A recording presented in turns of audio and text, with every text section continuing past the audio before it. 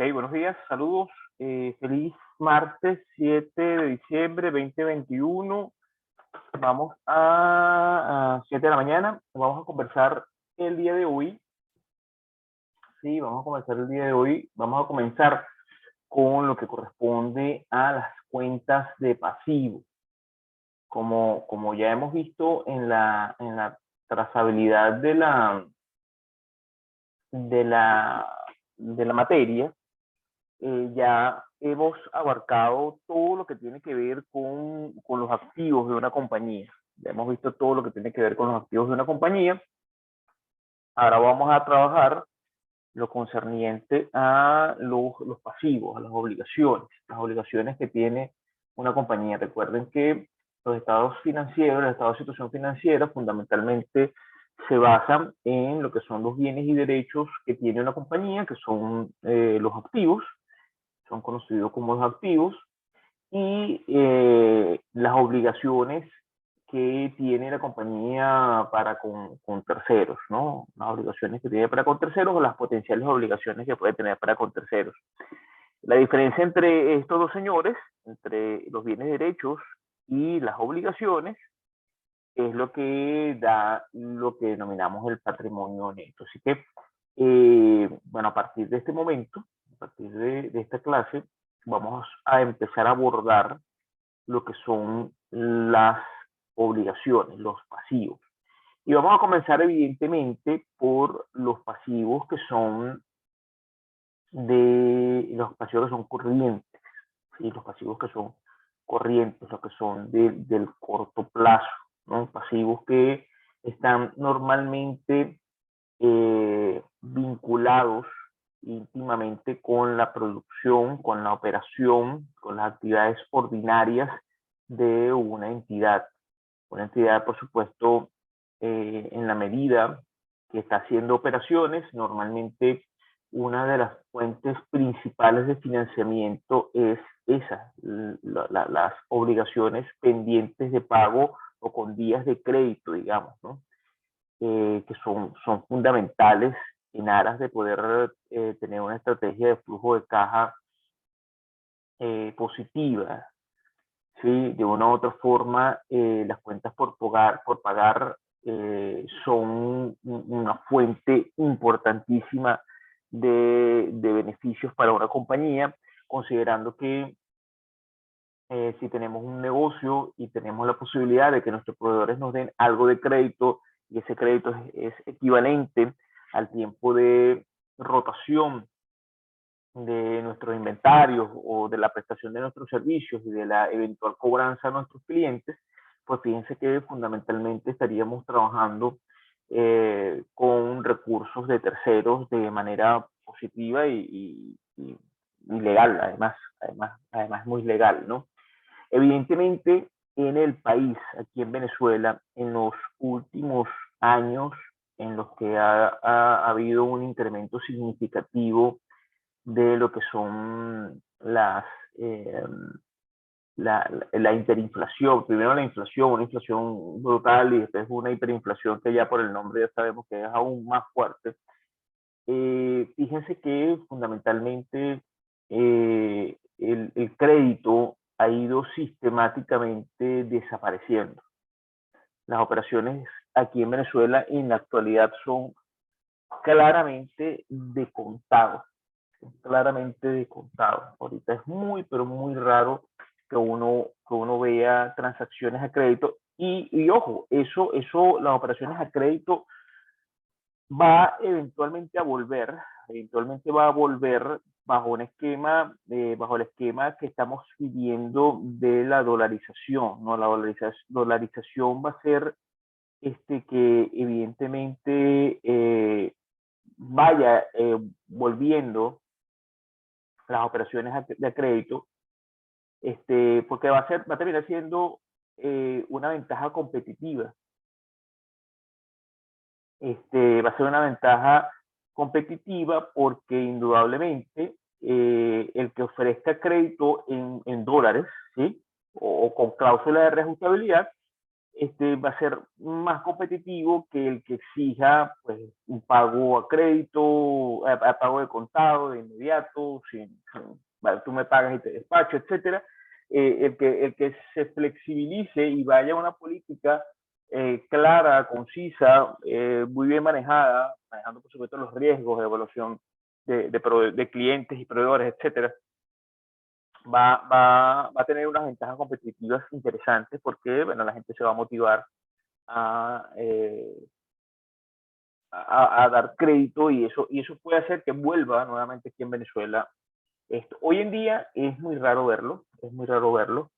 Eh, Más que crédito, hoy en día lo que puede haber es proveedores morosos. O sea, realmente no es, bueno, nosotros tenemos clientes que no es que nosotros le damos crédito, es que sencillamente le prestamos el servicio, le pasamos la factura y después, bueno, sí, tengo flujo de caja, no tengo, espérate un poquito, estamos analizando, está en aprobación, está en esto, está en aquello, entonces, bueno, termina siendo un financiamiento indirecto, porque si bien es cierto, nosotros no le estamos dando el crédito como tal, pues ellos se los están tomando, eh, pues de una manera, pues, evidentemente, eh, arbitraria, digamos, ¿no? Entonces, esto hace que pues, sea de suma importancia desde la perspectiva de la compañía tener proveedores que puedan otorgar algún tipo de crédito por las operaciones que realizamos con ellos y en la medida que ese crédito sea mayor, pues es mucho más beneficioso para la compañía desde la perspectiva del flujo de caja. Como les comento, estas obligaciones corrientes, como son operaciones corrientes, están asociadas a operaciones normales de la compañía, normalmente no generan ningún tipo de interés, no generan ningún tipo de interés o de adicionales producto de la transacción. No es su naturaleza. Eso no quiere decir que eventualmente haya algún tipo de interés cuando se requiera por un tema de resarcimiento financiero. Sin embargo, por su naturaleza no se estila que sea así, no se estila que sea así, se estila que sea una operación sin intereses, porque no es una operación financiera, es una operación, está relacionado con las operaciones. Ahora bien, pudiesen haber casos en los cuales nos conseguimos con proveedores que tienen cláusulas en las que colocan o cláusulas de reajustabilidad o colocan cláusulas de resarcimiento a través de intereses en los casos en los cuales el impago sea por una cantidad de días X. Vamos a suponer, yo te doy crédito de 30 días, el día 31, a partir del día 31, ellos empiezan a causar intereses. Eso puede ser este, común. Eso puede ser común, eso puede ocurrir. Por supuesto, bueno, eso tiende a generar fricciones dentro de la relación cliente-proveedor, pero es factible, es viable que nos consigamos en el camino algunos proveedores, algunas relaciones comerciales en las cuales existan contratos y que esos contratos incorporen cláusulas, como les comento, de reajustabilidad, normalmente reajustabilidad cambiaria, o cláusulas de resarcimiento a través de pago de intereses. Son dos cosas que son factibles. No las vamos a conseguir todos los días, las vamos a conseguir probablemente en empresas grandes, las vamos a conseguir en algunos escenarios, no es lo común. Sin embargo, sí puede darse el caso. Cuando estamos hablando ya de financiamiento, y entonces estamos hablando de una transacción de otro tipo, ya no calificaría como propiamente una operación corriente, probablemente, a lo mejor ya sería una operación no corriente, por supuesto tendría que ser evaluada en función a las reglas, a las condiciones con las cuales se pacten esas transacciones. El tema de las cuentas por pagar es un tema que está muy vinculado con el control interno. Los mayores fraudes se generan en el tema de cuentas por pagar. ¿Por qué? Porque, bueno, sucede que se da mucho la figura, o se ha dado mucho la figura a nivel mundial, no solamente lo voy a circunscribir al caso venezolano, se ha dado mucho situaciones en las cuales ocurren fraudes por comisionistas, por ejemplo, el que tiene la potestad de autorizar pagos, a lo mejor le dice a los proveedores, tú quieres que te pague, dame una comisión, yo te gestiono el pago, hago que te salga más rápido, hacemos esto, tal, se generan focos de fraude vía corrupción. Recuerden que en la primera clase o en la segunda clase hablábamos del fraude e identificábamos algunas características o algunos detonantes del fraude. Uno era la necesidad, otro era la ausencia de controles y otro era sencillamente la justificación de que lo hago porque se lo merecen. Entonces puede ocurrir cualquiera de estos tres focos en un fraude en cuentas por pagar. El pagador puede decir, le meto fraude a la compañía porque me pagan muy poco, se lo merecen. Puede meter el fraude porque dice necesito el dinero, estoy endeudado, necesito hacer unos pagos personales y esto puede ser una manera de poder conseguir los recursos. Y pues la otra, pues que sencillamente en la ausencia de controles, esta persona que se encarga de gestionar los pagos, pues dice, pues no hay controles, nadie se va a dar cuenta, yo soy el que apruebo, yo soy el que firmo, yo soy el que hago la transferencia, yo tengo todo el control, pues cuando se den cuenta de esto, pues ya yo estaré bien lejos. Entonces, es un tema que genera muchísimos focos de fraude. Les comento el de comisionista como un caso, ¿no? Pueden haber muchos otros escenarios, como es el caso de los pagos dobles. ¿Sí? Hay casos en los cuales en la ausencia de controles o de sistematización, pues probablemente yo puedo poner al dueño de la compañía que firme un cheque 2 veces, lo mismo proveedor.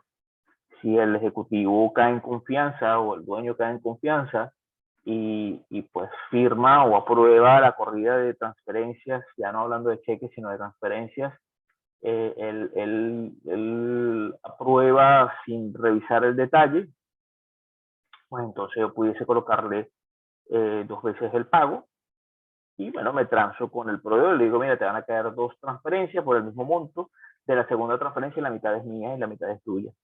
Entonces, así como eso, pudiesen darse muchos casos, ¿no? Facturas de repente por productos que nunca se entregaron, por servicios que nunca se prestaron, sobreprecios, ¿sí? Bueno, mira, cotiza esto, que ellos están dispuestos a pagar hasta tanto, pero tú estás cobrando tanto, el resto es mío. Ese tipo de situaciones son lamentablemente bastante comunes y eso hace que sea indudablemente necesario conocer el ambiente de control y saber cuáles son esos elementos que tiene la compañía para mitigar los riesgos de fraude.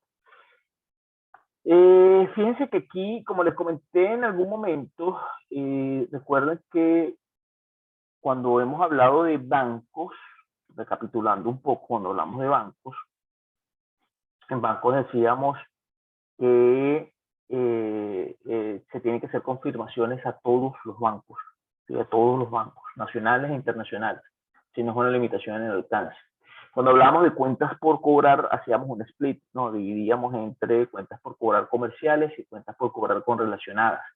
Y decíamos que las cuentas por cobrar correlacionadas, todas debían ser confirmadas, y cuando hablamos de cuentas por cobrar comerciales con no relacionadas, hablábamos de que se tomaba una muestra. Aquí en las cuentas por pagar, la confirmación igual aplica, aplica a una muestra. Nosotros debemos igual hacer nuestra campana de Gauss, determinar cuáles son la muestra de estadística en función a la cantidad de operaciones. Eso normalmente nos apoyamos en algunas fórmulas estadísticas, algunas fórmulas matemáticas, o a través de alguna aplicación. Si lo contásemos, normalmente las Big Four cuentan con aplicaciones para hacer este tipo de análisis, y allí se determina lo que es la muestra, ¿no? La muestra de los proveedores a quienes les vamos a hacer la confirmación, que no es más que una carta donde le pedimos al proveedor que confirme los saldos que están pendientes de pago. Sí, eso es una prueba que de hecho, es obligatoria la prueba. Es una prueba obligatoria, no es una prueba opcional. Si no recibiésemos respuesta, bueno, se entendería que hay en principio una limitación en el alcance si no podemos hacer pruebas adicionales que nos permitan corroborar el tema de las obligaciones. Normalmente se tienen que hacer, no todos los proveedores responden ante las confirmaciones. Sin embargo, bueno, las pruebas alternas son un mecanismo eficiente para poder determinar si existen algunas brechas entre lo que está registrado contablemente como cuentas por pagar y lo que está en la realidad a través de las confirmaciones.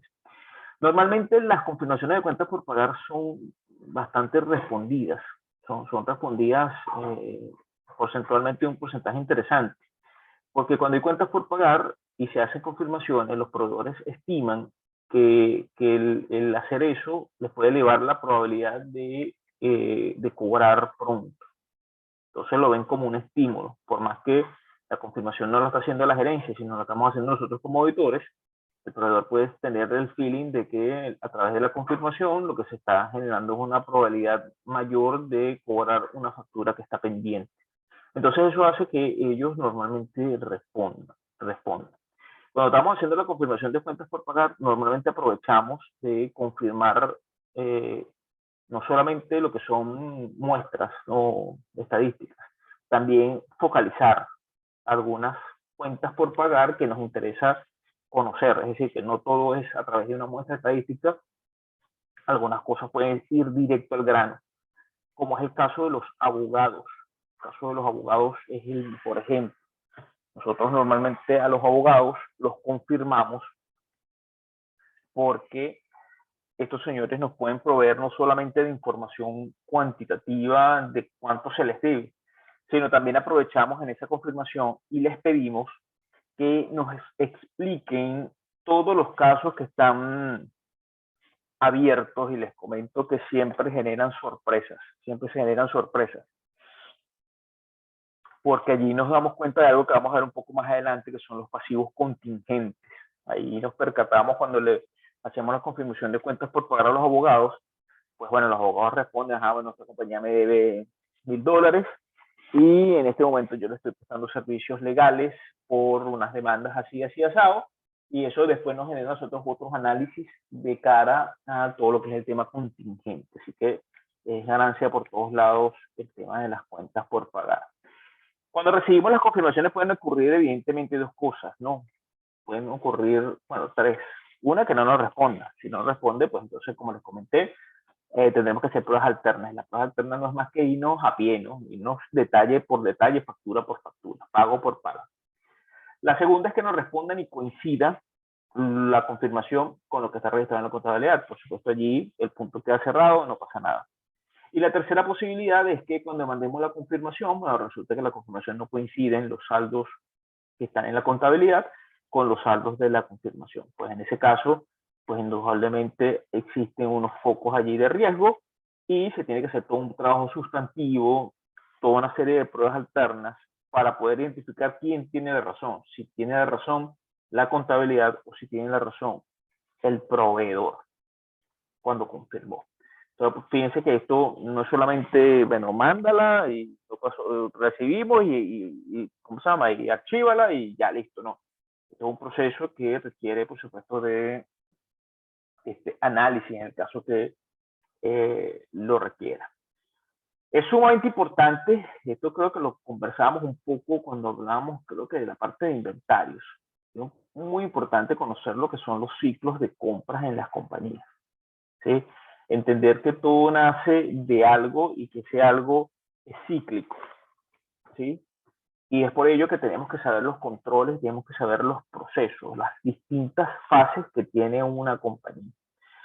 Normalmente las cuentas por pagar nacen producto de necesidades internas, ¿sí? Una necesidad interna de cualquier gerencia de la compañía que necesite inventarios, necesite recibir servicios, necesite comprar materiales de oficina, necesite recibir asesoría, etcétera, etcétera. Todo nace de una necesidad. Esa necesidad, por supuesto, tiene que tener un control. Tiene que tener un control porque no puede ser que esas necesidades no sean validadas por alguien de manera técnica y de manera eficiente. Es decir, no todos pueden venir a hacer solicitudes y decir, yo necesito tal cosa, cómpramela. Sino que tiene que haber todo un protocolo, un proceso, normalmente el tema de los mínimos, ¿sí? Bueno, sí, ya se requiere, se acabó este material, se acabó este inventario, necesitamos esto, necesitamos aquello, necesitas este servicio, etcétera, etcétera, y ahí se genera una necesidad. Esa necesidad, por supuesto, se formaliza a través de un documento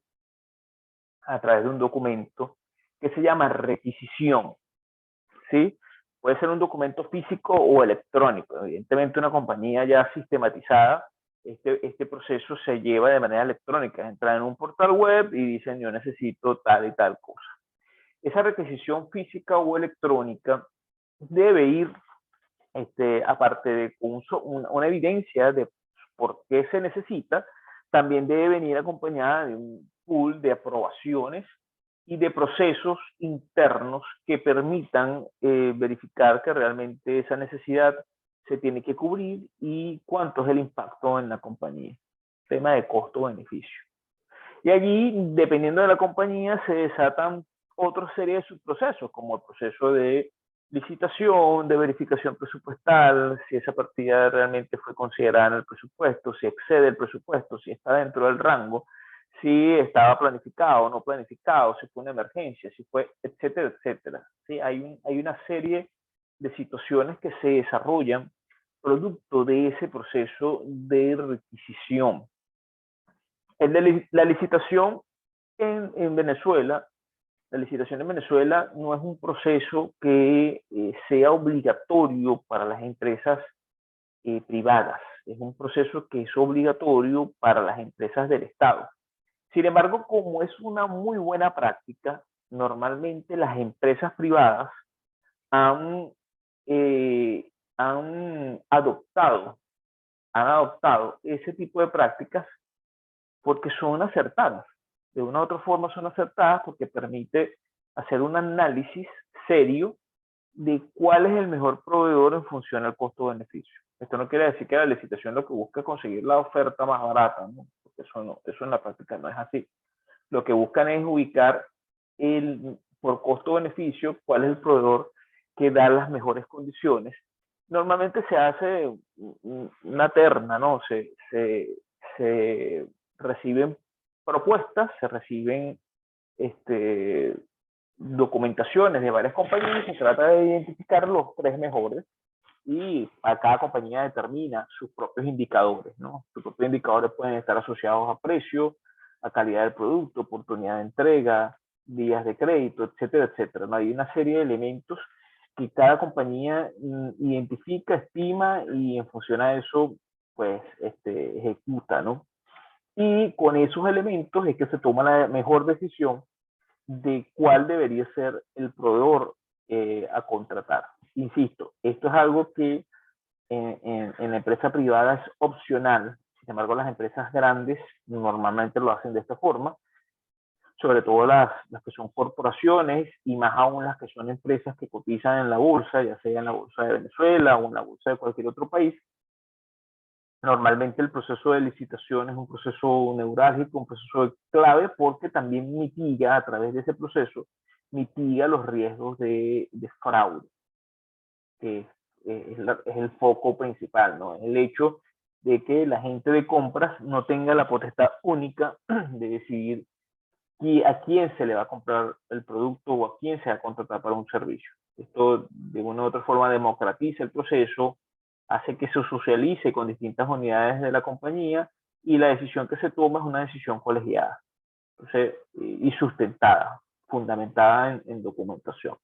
Entonces, en el caso público, no, en el caso público hay una ley de licitaciones obligatoria, parte del proceso administrativo, no se puede saltar, a menos que exista un tema de emergencia pública, son casos muy especiales, o en el caso de que no existan proveedores en abundancia de un servicio o un producto en especial y tienen que hacer una contratación directa. Esas son cosas muy puntuales en el sector público. Después tenemos otro foco importante en la sección de cuentas por pagar y el ciclo de compras, que es la recepción de ese producto. Fíjense que ya pasamos por la necesidad, donde se hace una requisición física o electrónica, pasamos por el proceso de selección del mejor proveedor en función a costo-beneficio, y después pasamos a un proceso ya, una vez que se contrató, se acordó, se hizo todo lo que tenía que hacer desde la perspectiva administrativa. Entonces entramos a una tercera fase que está asociada a lo que es la recepción y lo que es la evaluación de, por supuesto, de los pagos a esos proveedores, ¿no? Aquí, por supuesto, ahí ya les comentaba hace unos minutos, comenzando la clase, les comentaba hace unos minutos que en el tema de recepción y en el tema de pagos, así como hay focos de fraude en la parte de la selección, pues aquí evidentemente también los hay, ¿no? El hecho de que la recepción no sea validada puede generar de que sencillamente yo tengo una cuenta por pagar, una factura que está recibiendo alguien, un analista en el departamento de contabilidad que no está en el almacén, y puede que él no esté validando que efectivamente esa factura haya sido por un producto o un servicio recibido. Entonces fíjense que hay una alta probabilidad de foco de fraude, o no haya sido recibido en las cantidades acordadas, o no haya sido recibido de la calidad requerida, de la marca, del modelo. Entonces fíjense que hay varios elementos allí que están asociados con la recepción que son neurálgicos. Yo pudiese tener una factura por pagar, pudiese haber sido incluso pagada, y puede que el bien o el servicio nunca haya sido recibido tal como fue acordado. Entonces, allí tiene que haber un pool de normas de control que garanticen de que solamente se apruebe el pago si se dan las condiciones acordadas con el proveedor. Fíjense que les comento las condiciones acordadas, no necesariamente es la recepción, sencillamente lo que se haya acordado con ese proveedor, porque pueden haber pagos anticipados, pueden haber pagos fraccionados, pueden haber convenimientos de pago, etcétera. Todo en función a lo acordado. Y eso indudablemente tiene que estar íntimamente vinculado con todo lo concerniente al flujo de caja, porque indudablemente yo no puedo ofrecer un pago a un proveedor si no cuento con los recursos para poder satisfacer ese pago. Entonces, fíjense que también tiene un tema muy relacionado con lo que son los temas de tesorería, con los temas de tesorería. Así que una gerencia de compras no puede agarrar y voltearse y llamar a un proveedor y decirle, sí, chico, despáchame que yo te hago la transferencia ya. ¿Por qué? Porque la gerencia de tesorería es otra gerencia aparte. Ellos manejan los recursos, ellos manejan los flujos de caja, ellos saben cuándo se puede comprometer una empresa para hacer pagos a proveedores. Entonces, eso también genera potenciales problemas que veíamos en la diapositiva 1, cuando les hablaba de que normalmente las cuentas por pagar son por operaciones, son corrientes, no generan intereses, Si la gerencia de operaciones trabaja de manera autónoma y de manera unilateral, pues entonces fíjense que puede generar otros contingentes en el caso de que no se cumpla con los pagos. Este proceso vuelve a arrancar otra vez. Fíjense que aquí quedó satisfecha la necesidad, se recibió el producto, se pagó, pero esa necesidad vuelve otra vez a generarse en el futuro cuando el bien o el servicio se requiere nuevamente. Entonces, esto es un proceso cíclico que siempre se da y por eso es que tiene que estar ampliamente controlado. Esto que está aquí nosotros tratamos de, a través de muestras, revisar que este proceso se dé.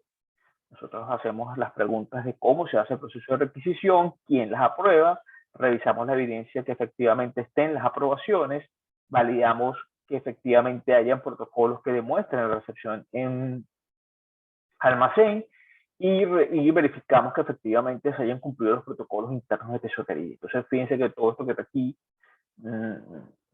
esta narrativa no es solamente para fines académicos o para fines de conocimiento del cliente, sino también son elementos que nos invitan a crear pruebas de autoría que tengan como fin retar las aseveraciones que aquí se presentan. Existe, están íntegros, están bien clasificados, están en las cantidades que dice que todo eso forma parte de aseveraciones que tenemos que retar a través de este proceso. Y existe una vinculación, también se los comentaba en las primeras clases, existe una combinación brutal con todas las áreas. Porque pienso que estoy hablando de cuentas por pagar, pero si la cuenta por pagar fue de un inventario, piense que ya revisamos la sección de inventarios. Entonces, si hay un error aquí, puede brincar allá en los inventarios. Por darles un ejemplo. Entonces, fíjense cómo existe una coherencia y una correlación entre todos los elementos que componen el tema, ¿no? Algunas de las cosas que tenemos que hacer se resumen en esta diapositiva. Son algunas de las cosas que se deben hacer. Como siempre hemos visto, ya lo hemos visto en todas las secciones, esta no es la excepción. Debe haber un auxiliar de cuentas por pagar, así como hay auxiliares de cuentas por cobrar, así como hay auxiliares de inventario, así como están las conciliaciones bancarias, así como están los arqueos de caja chica. Así como está toda esta información,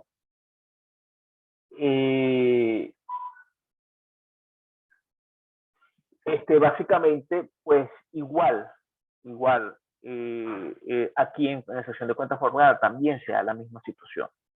Sí, se da la misma situación de que debemos tener un auxiliar que detalle cuáles son las transacciones o cuáles son las cuentas por pagar que están allí. Eso es así. Eso tiene que estar planteado de esa forma. Y ese auxiliar, como hemos visto en cuentas por cobrar, como hemos visto en todas las cuentas, ese auxiliar de cuentas por pagar debe coincidir con el estado de situación financiera. Fíjense que cuando veíamos inventario, cuando veíamos cuentas por cobrar, etcétera, etcétera, uno de las propiedad, planta y equipos y cualquier otra sección, fíjense que lo primero que se hacía era comparar el estado de situación financiera con el auxiliar de cuentas por pagar.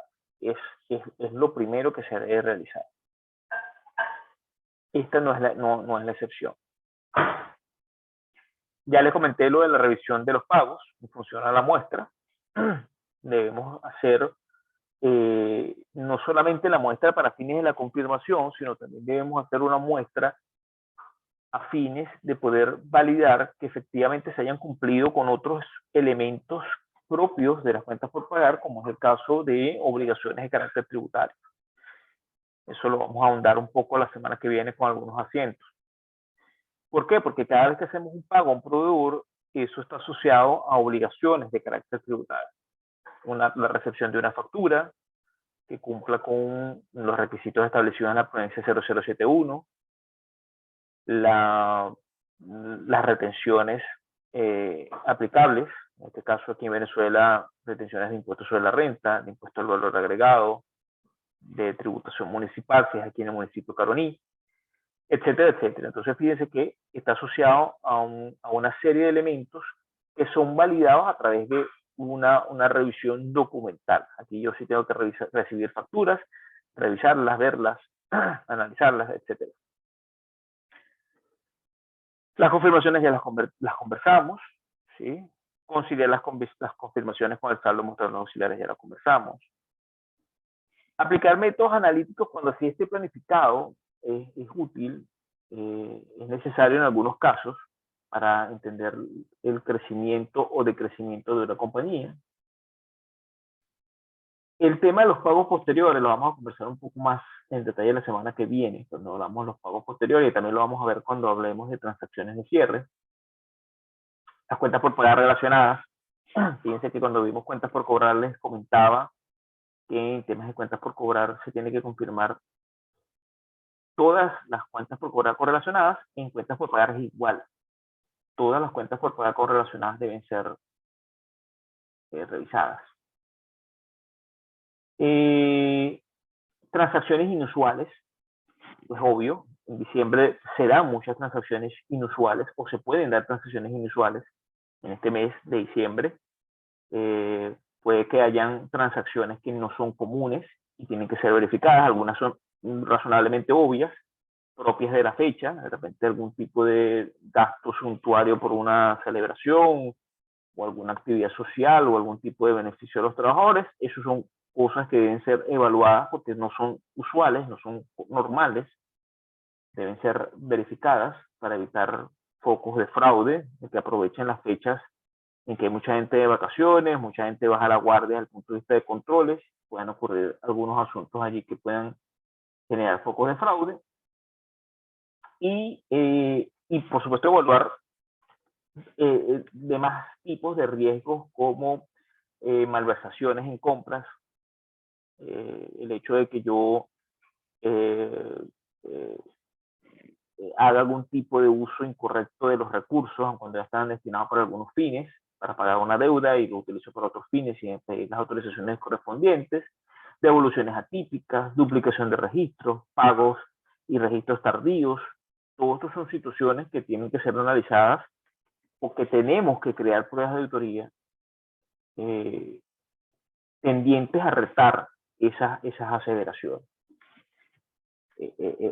Normalmente las grandes pruebas, con las grandes pruebas que podemos resolver todos estos asuntos, son básicamente con dos. Con las confirmaciones de cuentas por pagar, bueno, más bien tres. Confirmaciones de cuentas por pagar, los auxiliares de cuentas por pagar en la verificación del detalle y las pruebas de pago. Las pruebas de pago donde realizamos, donde hacemos lo que denominamos el voucheo de facturas. Son las tres grandes pruebas de auditoría en las que podemos identificar los mayores asuntos. Todas esas tres pruebas engloban prácticamente todas estas situaciones. Todos estos posibles eventos se resuelven a través de esas tres grandes pruebas. Fíjense que aquí está en parte 1. Fíjense que este es un modelo de auxiliar. Recuerden que siempre les he dicho que los auxiliares de cuentas por pagar